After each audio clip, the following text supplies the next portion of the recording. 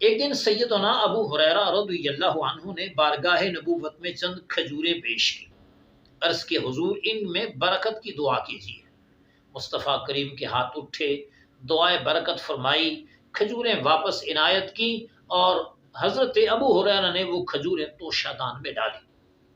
اب ذرا برکت دیکھیے کہ 24 سال مسلسل حضرت جناب ابو ہریرہ اس توشہ دان سے، اس تھیلے سے کھجوریں کھاتے رہے، کھلاتے رہے، صدقہ کرتے رہے، خیرات کرتے رہے، منوں کے حساب سے کھجوریں تقسیم کی اور اپنے کمر بند کے ساتھ باندھ کر رکھتے تھے۔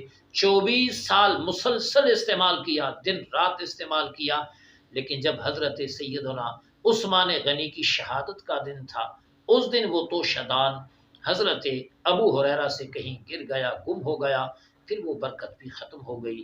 یہ آقائے دو عالم کی عظمت ہے، یہ آقائے دو عالم کا مقام ہے۔ اللہ تعالی ہمیں بھی ان کی برکات سے دین میں، دنیا میں مالا مال فرمائے، آمین۔